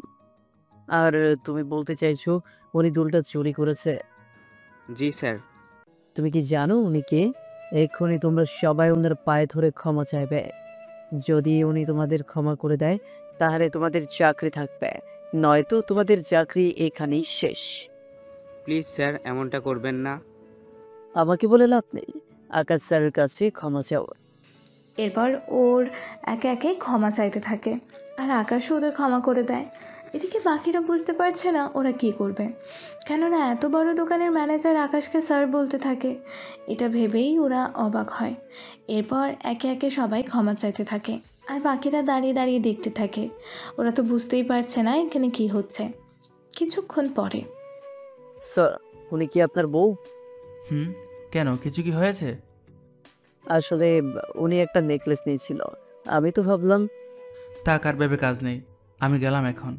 তাছাড়া তোমার লোকদের বলে দিবে এরপর থেকে কারো পোশাক দেখে যেন তার ব্যক্তিত্ব যাচাই না করে। জি স্যার, আমি বলে দিব। স্যার, আপনাকে বাসায় পৌঁছে দিই, চলুন। তার প্রয়োজন হবে না। এদিকে এই বলে আকাশ তো চলে যায়, আর যাওয়ার আগে ইশারায় বলে যায় যেন ওর পরিচয় কাউকে না দেয়। এদিকে, কি ব্যাপার, আপনি ওকে স্যার কেন বলছেন? তা জেনে আপনার কি কাজ? আপনারা যে কাজে এসেছেন সেই কাজ হয়ে গেলে এবার যেতে পারেন। আচ্ছা, আমাকে যে দুলটা দিল ওটার দাম কত হবে?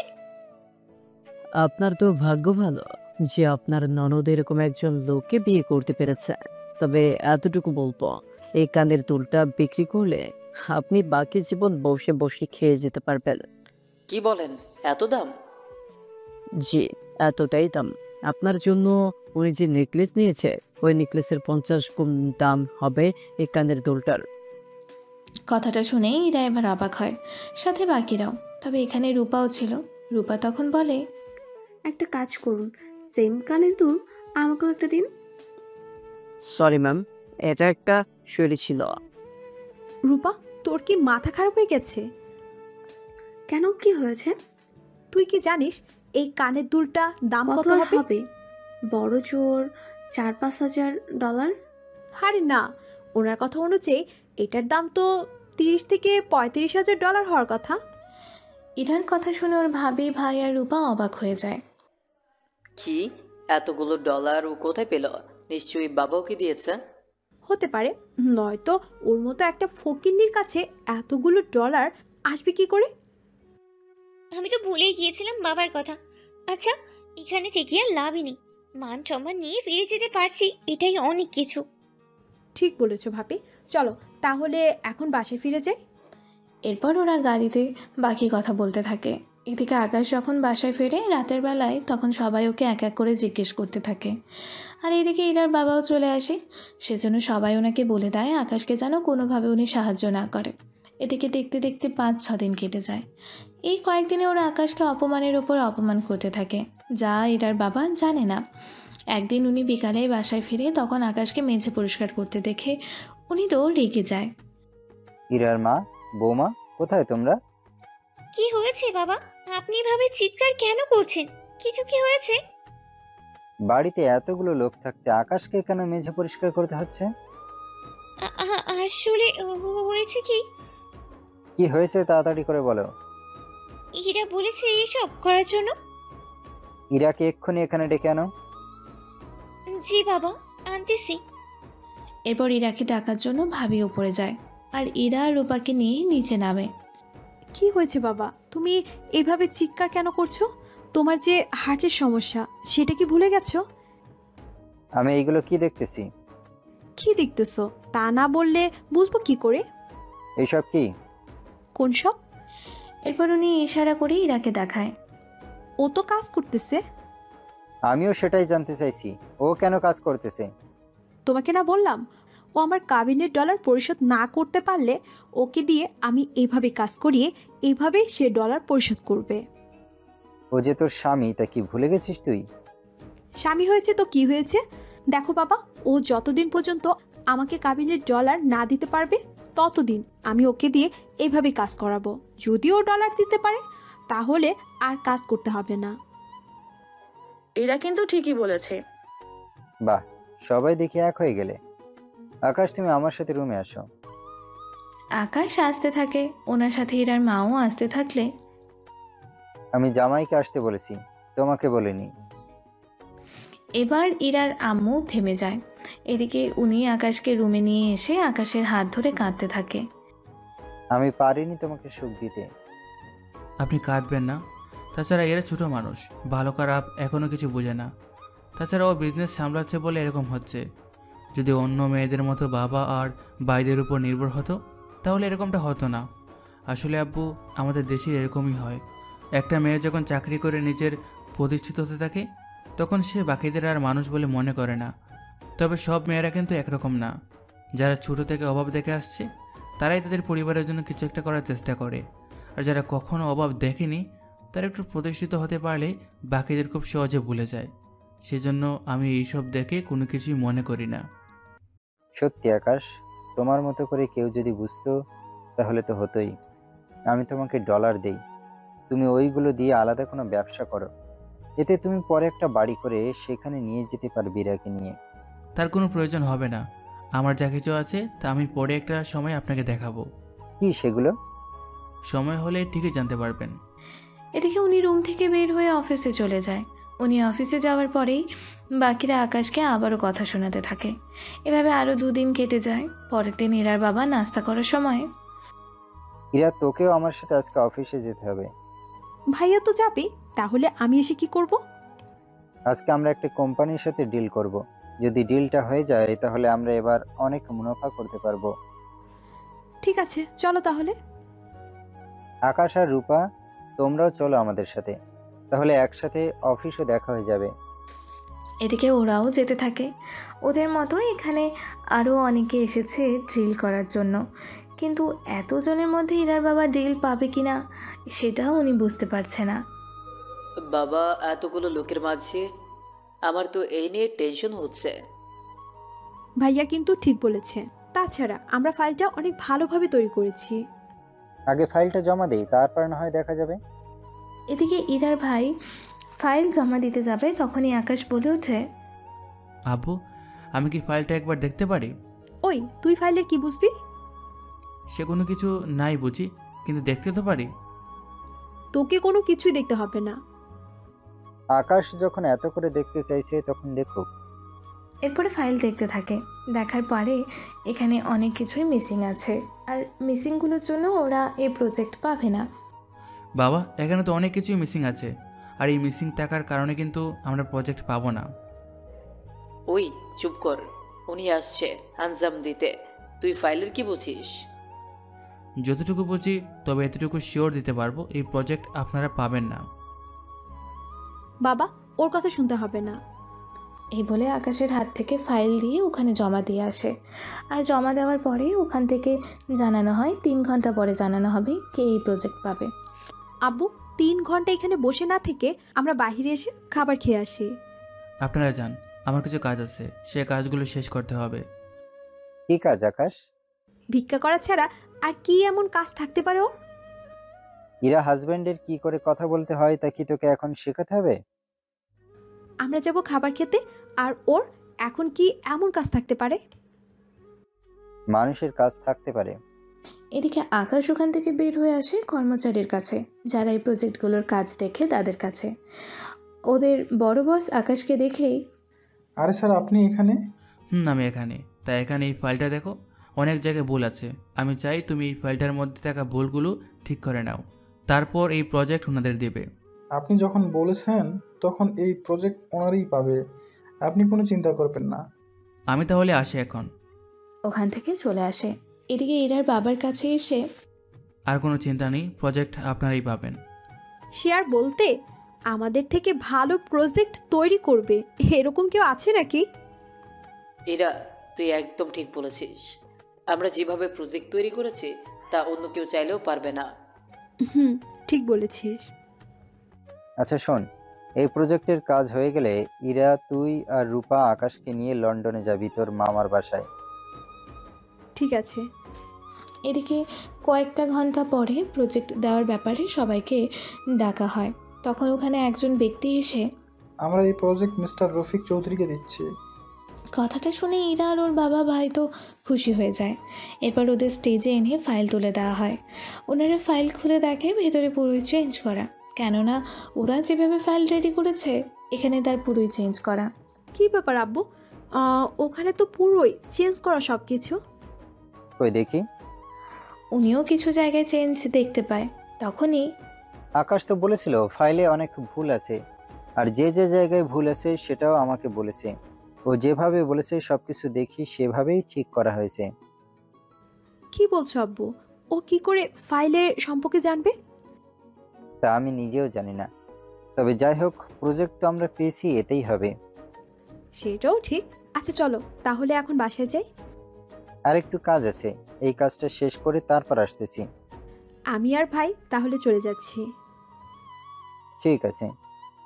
এদিকে ওরা বাসায় এসে পুরো ব্যাপারটা ওর মা আর ভাবিকে বলতে থাকে। ওনারা তো শুনে অবাক হয়ে যায়। কি বলিস? ওই ছেলে এটা করলো কি করে? কিছু তো একটা রহস্য আছে ওই ছেলের মধ্যে। আমারও তাই মনে হয়। সে যা গিয়ে, 2 দিন পর তো তোকে রূপার সাথে যেতে হবে লন্ডনে। তুই তাহলে কিভাবে কি করবি না করবি তা নিয়ে ভাবতে থাক। ঠিক আছে আম্মু। এদিকে ইরার বাবা ফাইলের কন্ট্রাক্টের সাইন করতে এসে দেখে আকাশ বসে খাবার খাচ্ছে ওখানকার বড় স্যারের সাথে। এটা দেখে ইরার বাবা অবাক হয়। এ কি আকাশ, তুমি এখানে ওনার সাথে বসে আছো আর খাবার খাচ্ছ? আমার সাথে খাবার খেতে ওনার সমস্যা কি? সমস্যা তো নেই, আসলে আপনার মতো বড় মানুষের সাথেও বসে আছে, এটা ভেবেই অবাক হচ্ছি, কারণ আপনি তো কাউকে ঠিকমতো সময় দেন না। তা আপনি কি জন্য এসেছেন তা বলুন। আমি তো ফাইলটা জমা দিতে এসেছি। ঠিক আছে, এবার যেতে পারেন। এদিকে ইরার বাবা ওখান থেকে চলে যায়। অন্যদিকে আকাশ আর ওই লোকটা কথা বলতে থাকে। কথা শেষ করে আকাশ বাসায় চলে আসে। এদিকে সবাই আজকে আকাশের অনেক প্রশংসা করতে থাকে। একটু পরেই, তোমরা তো 2 দিন পর যাবে, তাহলে কিভাবে কি করবে তা ঠিক করে না। ওটা পরে ঠিক করে নেব। এদিকে 2 দিন পর আকাশ, ইরা, রূপা এয়ারপোর্টে চলে আসে। তারপর ওখানে থাকা বাকি কাজ শেষ করে ওরা প্লেনে এসে বসে পড়ে। অন্যদিকে আবির এখন মোটামুটি সুস্থ, সেই জন্য আবিরকে ওর বাবা বাড়িতে নিয়ে আসে। বাড়িতে আনার পরে, বাবা তুমি এই লোকদের খুঁজে পেয়েছো তো? আমি তো ওদের ওই দিনই মেরে ফেলেছি। ওদের বাঁচিয়ে রাখতে আমি নিজ হাতে ওদের মেরে ফেলতাম। তা দরকার হয়নি, ওরা সামান্য খুন আর ছিনতাই করে থাকে, ওদের তোকে মারতে হবে না। আর ওই হোটেলের কি হলো? কোন হোটেল? ওই 6 রোডের মাথায় যে 10 তলা হোটেল আছে ওইটার কথা বলছি। ওই হোটেলে আবার কি হয়েছে? ওই হোটেলে তো ঝামেলা করেই তো আমার এইরকম অবস্থা হয়েছে।